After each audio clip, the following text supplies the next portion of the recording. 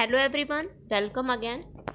आज हम class 10th का chapter number 7 the man who knew too much, व्यक्ति जो कि बहुत कुछ जानता था उसके बारे में पढ़ेंगे। Let's we start. I first met private Quelch at the training depot. ये एक भंडारगृह होता है जिसको बोलते हैं डिपोट। तो यहाँ पे राइटर है वो कह रहे हैं कि मैं प्राइवेट क्वेल्च से पहली बार ट्रेनिंग डिपो पर मिला। A man is liable to acquire in his first week of army life together with his uniform। एक व्यक्ति सैनिक जीवन के प्रथम सप्ताह में वर्दी, राइफल तथा औजारों के साथ साथ एक उपनाम, मुंह बोला अतिरिक्त नाम भी प्राप्त करने की संभावना रखता था। मतलब उसका एक निकनेम भी था।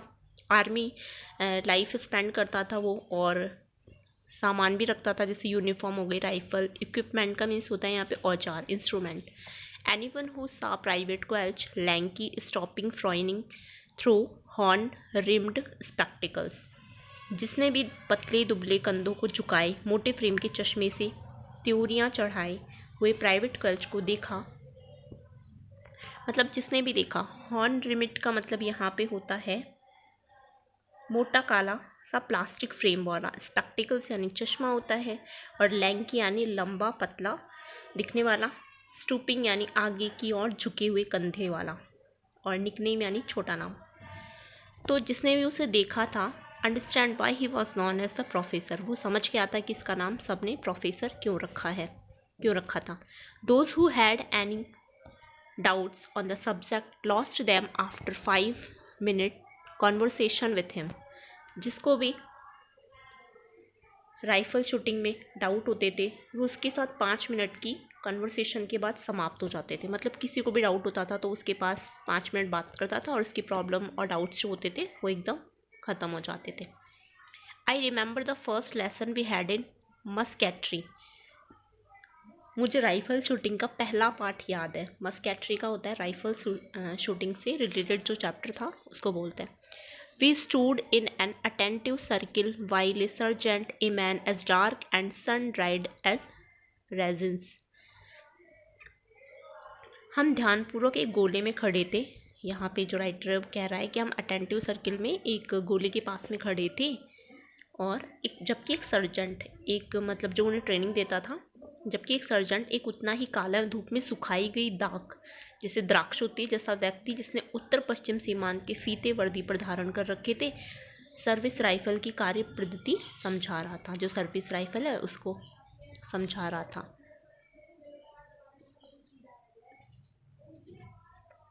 तो wearing north west frontier ribbons describe the mechanism of a service rifle, जिसने कि उत्तर पश्चिम सीमांत के फीते वर्दी पर पहन रखे थे, अपनी वर्दी पर उसने वियर कर रखे थे, वो हमें सर्विस राइफल की कार्य पद्धति को समझा रहा था। द मजल वेलोसिटी और speed at which the bullet leaves the rifle he told you is well over 2000 feet पर सेकेंड। उसने हमें बताया कि गोली के बैरल से बाहर निकलने की रफ्तार 2000 फीट प्रति सेकंड से अधिक होती है। जो गोली होती है जब वो निकलती है तो उसकी जो टाइम है वो 2000 फीट होता है। मजल वेलोसिटी का मतलब होता है बंदूक के बैरल से निकलने वाली गोली की रफ्तार। वेल ओवर यानी काफ़ी अधिक। That's right. देखेंगे अब आगे। तो उसने बता दिया था हमें कि पर सेकंड चलती है। ए वॉइस इंटरप्रेटेड 2440 फीट पर second, it was the professor. एक आदमी था जिसने कि बीच में इंटरप्रिटेटेड किया यानी कि टोका।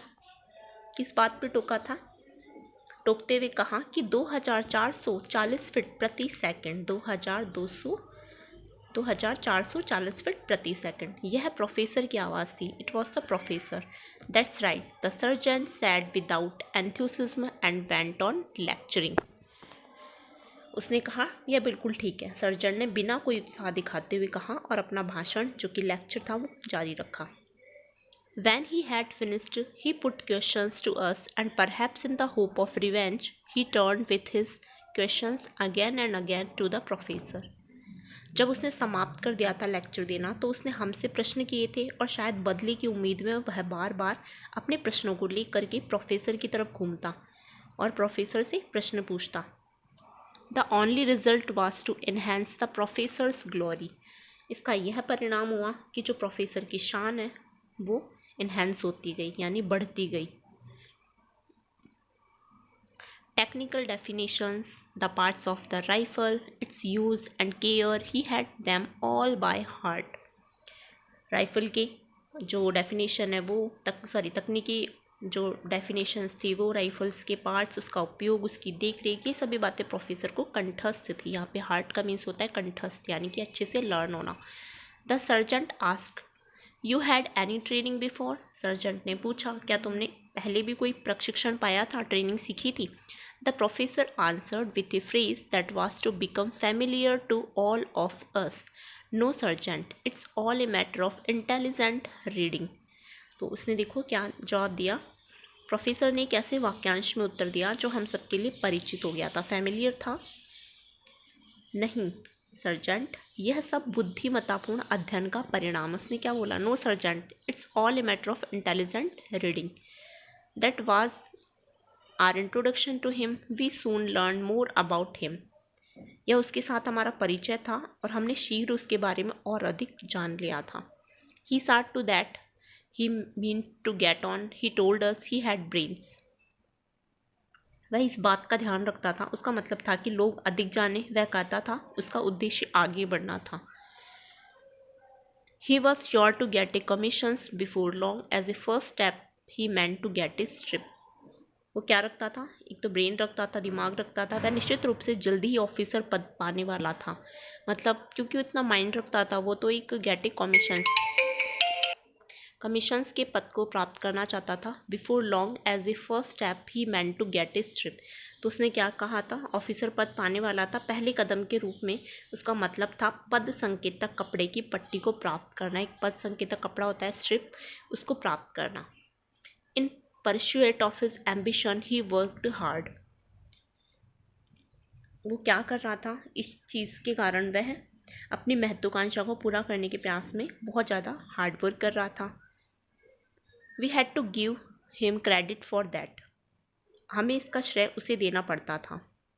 ही borrowed training manuals and stayed up late at night reading them. वह प्रशिक्षण की पुस्तकें उधार लेता और रात को देर तक उन्हें पढ़ता रहता था। He badgered the instructors with questions he drilled with enthusiasm and on the route marches। वह प्रश्न पूछकर जो इंस्ट्रक्टर्स होते हैं उनको तंग करता था। वह उत्साह से व्यायाम करता था, मतलब पूरी एंथुसिज्म के साथ में वो यहाँ पे जो मार्च है यानी कि व्यायाम करता था वो। तथा लंबी मार्च पर वह न केवल चमत्कारिक रूप से अथक ही नहीं रहता बल्कि वह अपनी भयानक जिंदादिली से हम सबको उत्तेजित भी करता था और कभी कभी क्रोधित भी कर देता था। यहाँ पे देखेंगे he was not only miraculously tireless but infuriated us all with his horrible heartless. मतलब कभी कभी तो चमत्कारिक रूप से हमको बहुत ज़्यादा खुश कर देता था और कभी बहुत ज़्यादा हॉरिबल हिटनेस कर देता था। What about his song?